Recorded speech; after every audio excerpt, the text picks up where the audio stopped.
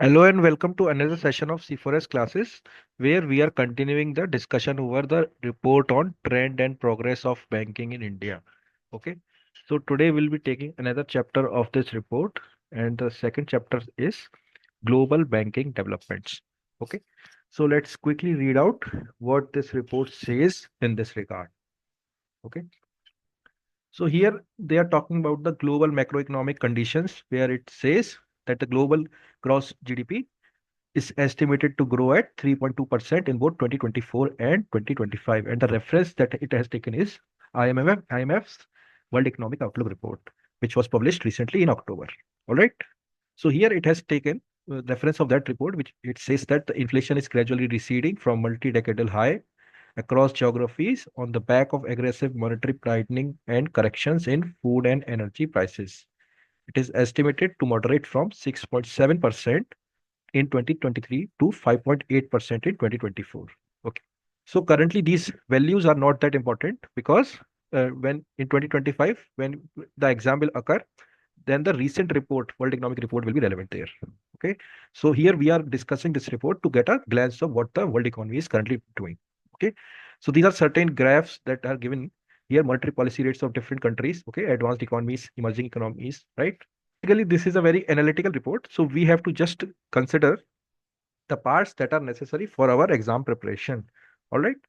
So here it says that this paragraph talks about the world trade volume. Okay. So growth in the volume of world trade in goods and services recorded 3.1% in 24 and 2023. It was 0.8%. So it has risen to 3.1%. Okay. Driven by ebbing inflation, that means decreasing of inflation and increased exports from Asia, particularly the technology sector. All right. Now let's talk about the global banking policy developments. So under this, they are saying that systemic spillovers from the failure of Silicon Valley Bank and some US regional banks and the collapse of Credit Suisse. So this is a basically this is a report of 2023 where these banks failed. Okay, so the introduction of this statement, this paragraph, is giving us the idea what the current situation in global banking is. Okay, so under the context, so the here the context is some regional banks in US have failed. Okay, so under that context, how the global economy is doing, now we have to read about that. Okay, so now that the context is given that certain banks have failed, or then after that, what is going on is the growing role of non-banking financial institutions in the recent years have has added an additional layer of complexity to the financial system. Regulators and central banks are strengthening their supervisory frameworks to mitigate systemic risks emanating from interconnectedness. So, if you remember the bulletin video, in bulletin video, I covered a speech from Rajeshwar Rao sir. He's the deputy governor of RBI. So there he enlisted three risks. Okay, so one was regarding the emerging three emerging risks were there. One was regarding the climate change and the extreme climate events, and one of those risks was also interconnectedness. Okay, interconnectedness in the financial system, which is creating a new risk. And third one was regarding the emerging technologies, right?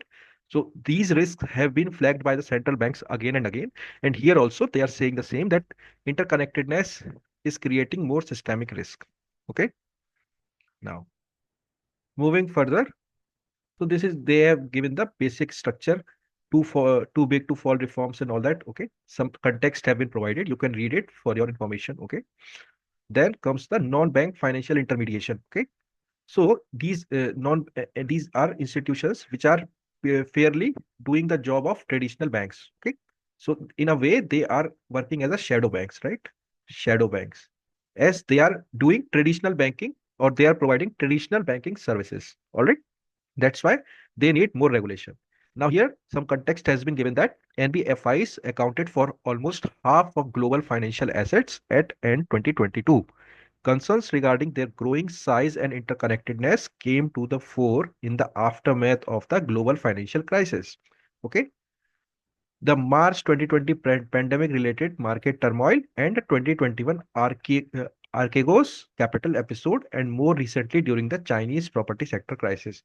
So here what this introduction means is that these NBFIs have, interconnected themselves with the financial economy of the country so much, or the economic sector, financial sector of the country so much, that their failure can have a direct as well as the indirect impact on the overall functioning of the global economy. All right. That's why their regulation is at most required. Now, here, another paragraph is given that in October 2024, the Basel Committee, at the request of G20 Brazilian presidency, published a report which summarizes the lessons on liquidity risk learned in March 2023 banking turmoil. Okay. So here they have given certain lessons. So these lessons you can make short notes of yourself and utilize these lessons in your answers also when you are analyzing your answer. Okay. So where you can utilize such things, you can utilize it under risk management. Okay. So there is a separate topic, risk management of RBI syllabus. Okay. So it is under general topics. So there you can utilize these things. So it will give you an additional edge over others. All right. So here the lessons they have learned include liquidity supervision may need to evolve in the light of recent experiences. Importance may be accorded to monitoring and managing risk for internationally active banks at the consolidated group as well as legal entity level. Discussions may be warranted on the calibration of assumptions of the Basel standards of liquidity coverage ratio and net stable funding ratio. So basically, more revisions needs to be done in these regards. Okay. Now, moving further in this report, crypto assets. Okay. So under this paragraph, crypto assets, certain things have been said that the market for crypto assets and the stable coins. What are stable coins? So these are another type of crypto assets whose is pegged value is pegged to a stable asset like any currency. Okay. Let's say US dollar. Okay. Or any asset like gold. Okay. So these are quite stable in nature. Their pricing are quite stable in nature. So stable coins are pegged. That means their value is interlinked with these things. So if their prices change, then the prices will also be changing in the stable coins. Okay. So markets for crypto assets and stable coins have grown to an all-time high in the recent months with the potential implications for macroeconomic and financial stability. The international organizations, including the IMF, FSB, World Bank, FATF, and other SSBs, have been working closely towards the implementation of this G20 crypto asset policy implementation roadmap. So, if in a question you have to write about crypto assets, so then you can use this implementation of this roadmap. Okay, so this is would be a special usage in your answer. Now, in the 2022 crypto market turmoil and the subsequent collapse and the depegging of certain stablecoins underscored the vulnerabilities arising from the inadequate regulation and design. Okay. While these risks and challenges are global, some emerging market economies may be exposed to additional risk and challenges due to capacity and resource constraints. Okay, so this is where you can sharp your understanding that even though these risks are global in nature, but emerging markets are more susceptible because they will be needing more resources that could be utilized for their growth, right? And prevalence of extensive cross-border operations of foreign currency-backed stable coins. So these crypto assets are being utilized for cross-border operations, which are outside the purview of the regulators. Okay, so that is also creating an emerging problem. Now, multifunction crypto asset intermediaries are firms that combine a broad range of crypto asset services, products, and functions, typically centered around the operation of a trading platform. Okay, so MCIs face additional vulnerabilities as compared to traditional financial firms. So here they have explained what are MCIs and how they are causing challenges in the regulatory environment. All right. Now moving towards the AI and tokenization. So Financial Stability Board has presented a report. That report's name is given Financial Stability Implications of AI. All right. So in this regard, you need to also know that RBI has introduced mulehunter.ai, right?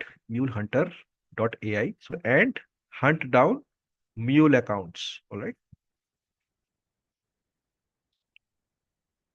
Now moving towards the performance of the global sector. So here, what they have done is they have given an immense detailed performance of every country. Okay. So this you can read for your understanding, but I don't think anything was such that you need to remember, but you just can read for your understanding here. All right. So here various factors, every most of the important countries have been judged. So factors they have taken is asset quality, provision coverage ratio. So based on these factors, these countries' performance of asset quality has been judged. Okay. So this is quite analytical in nature. So you can read this for your understanding. So here leverage ratio, these are also calculated for Indian banks also. So RBI says that you need to maintain at least 3.5 for normal banks and 4% leverage for systematically important banks, right? Now, if you compare these values with the US, and they are saying that US has the highest leverage ratio, hovering around 8.5%. Okay. So that's why I just gave Indian values for a comparison with the US banking system. Now, again, certain data has been there, and these data has been explained here. All right. Now, what is important in this report is the conclusion part. Okay, so the overall assessment. So these overall assessments can be utilized as conclusions for your answers also. Okay, so they can provide you a language structure. So how you can conclude your answers. So here in overall assessment, it is saying that the as the global economy heads towards soft landing with inflation approaching targets, monetary authorities in several economies have started easing cycles, while some remain in the tightening mode and others are on hold. Okay. So this is the conclusion that they have drawn from the various studies they have taken. Okay. So those study graphs were there. Okay. So the financials of the global banking sector remain healthy despite some moderation in credit growth and profitability. Prudent and proactive financial regulation and supervision remains essential to support monetary policy efforts to maintain financial stability and while supporting growth. So this line, you can take this line and you can utilize in your conclusion also. Okay, conclusion in your answers. So that's all for this topic, for today's topic. Thank you and have a nice day.